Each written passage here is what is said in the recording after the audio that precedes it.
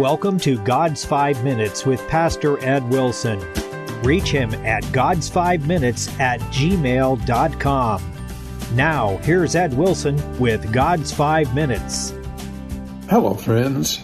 The last verse in the book of Daniel, Daniel 12:13, reads, "But go thou thy way till the end be, for thou shalt rest and stand in thy lot at the end of the days." At the time these words were written, Daniel's life, like his book, was drawing to its close.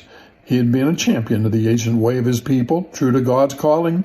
He had been promoted to office worthy of the highest statesmen, and that under rivaling monarchs, and had bravely spoken truth to power when called upon to do so, and had served as a prophet to whom God had revealed great events of a future stretching centuries beyond his time.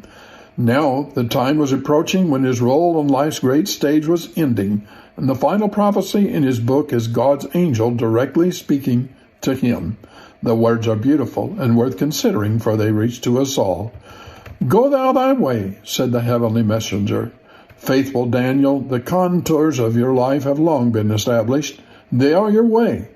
Don't let any of the final rigors of life's last stages make you anything besides what you have been. There are a few more days. Some of them may be difficult, but the same faith in the same God that kept you to this moment will sustain you the rest of your journey. Stand in thy lot." That is a reference to the ancient partition of the land of Canaan amongst the tribes, where each man got his own portion and sat under his own vine and fig tree.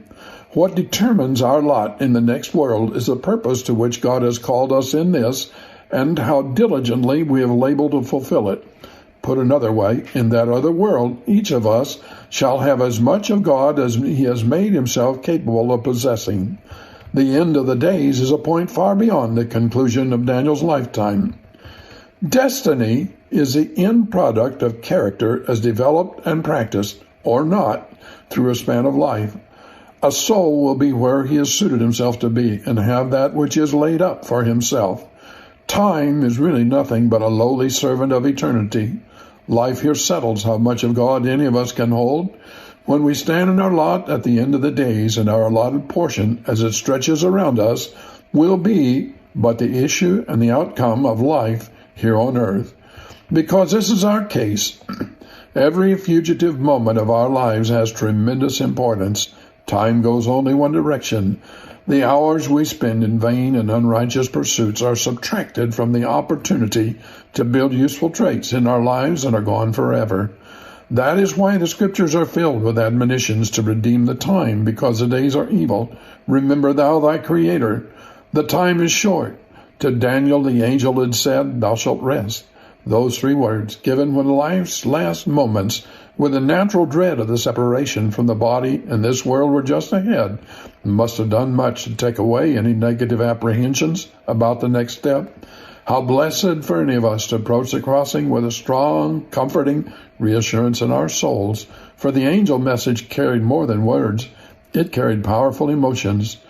But what of those who have not been Daniels, who have paid too little heed to the building of character and the things of God? For this message of eternity has a double character. What of people whom death takes away from the only life they were fit to live? The promise holds as true for them as for the Daniels among us. To sit under one's own vine, under one's own fig tree, means a place where the opportunity to prune and trim that fig tree is no more.